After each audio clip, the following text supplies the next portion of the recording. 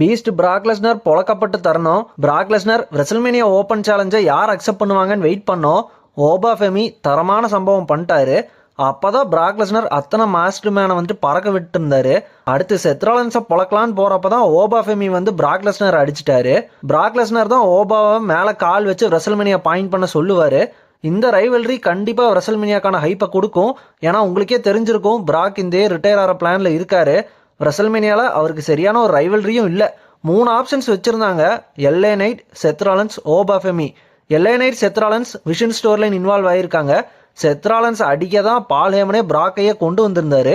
பிராக் versus ஓபா ஃபெமிக்கான tease நம்ம Royal ரம்பிலேயே பார்த்தோம். பிராக் தான் ஓபாவை எலிமினேட்டுமே பண்ணியிருந்தாரு. பிராக் லெஸ்னர் கரியர் இந்த பாயிண்ட்ல ஆல்மோஸ்ட் எல்லா டாப் WWE ரெஸ்லர்ஸுமே ரெசல் பண்ணிட்டாரு. பெருசாக இப்போ புது ஸ்டோர் லைன் எதுவும் கொண்டு வர முடியாது. அப்படி பார்க்குறப்போ WWE ஃபியூச்சராக நினைக்கிற ஓபா ஃபெமி வந்துட்டு நல்ல சாய்ஸ் தான். இன்னும் இன்ட்ரெஸ்டிங்காக இருக்க போகிறது என்னன்னா WWE யார் இதில் ஜெயிக்க வைக்க போகிறாங்கன்னு தான். பிராக்கும் பாலேமனும் சேர்ந்து பிராக்கோட ரிட்டையர்மெண்ட் மேட்ச் முன்னாடி வர பிராக் தோக்காமல் இருக்கணும். அப்போ தான் அவருக்கு அந்த ஹைப் மெயின்டைன் ஆகும்னு கிரியேட்டிவ் டீம் கிட்ட பேசியிருக்கிறத இன்சைட் ரிப்போர்ட்ஸ் வந்துச்சு. ஓபா ஃபெமிக்கும் இப்போ செம ஹைப் இருக்குது. ஓபாவோட என்ட்ரன்ஸ்லேருந்து ஆடியன்ஸ் என்ஜாய் பண்ணுறாங்க. ரெசல்மேனியாவில் பிராக் மாதிரி ஒரு ஸ்டாரை இப்பயே ரெசல் பண்ணுறது ஓபாவோட கரியருக்கு செம புஷ் கிடைக்கும்.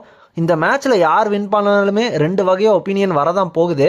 ஒரு வகையான ஒப்பீனியன் எப்படின்னா, இன்கேஸ் பிராக் ஜெயிச்சிட்டா ஓபா ஃபெமி தான் ஃபியூச்சர் டேலண்ட், ரிட்டையர் ஆக போகிற பிராக் ஓபாவை தோக்கடிச்சு பரி பண்ணிட்டாருன்னு ஃபேன்ஸ் சண்டைக்கு வருவாங்க. அதுவே 2வது ஒப்பீனியன் எப்படி இருக்குன்னா, ஓபா ஃபெமி இன்கேஸ் ஜெயிச்சிட்டா ஓபா இன்னும் எதுவுமே WWE பண்ணதில்லை, அதுவே பிராக் லெஸ்னர் ஒரு பீஸ்ட், ஒரு புது ஆள் கிட்ட தோக்க வச்சு பிராக் லெஸ்னரை அசிங்கப்படுத்திட்டாங்கன்னு அதுக்கு ஒரு பக்கம் திட்டுவாங்க. இந்த மேட்ச் புக் பண்ணது கண்டிப்பாக ரெசல்மேனியாவுக்கு ஒரு ஹைப்பை கிரியேட் பண்ணியிருக்கு. ஆனால் எல்லா ஃபேன்ஸையும் அவங்க கண்டிப்பாக இந்த மேட்ச் ரிசல்ட்டில் சாட்டிஸ்ஃபை பண்ணவே முடியாது. ஆனால் ஒரு விஷயம் அவங்க கையில் இருக்குது.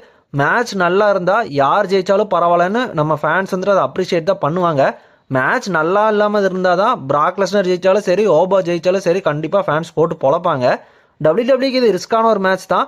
பாப்பா எப்படி புக் பண்ணுறாங்கன்னு. ஓபா ஃபெமி, பிராக் லெஸ்னரில் நீங்கள் யாரை சப்போர்ட் பண்ணுறீங்கன்னு கமெண்ட் பண்ணுங்கள்.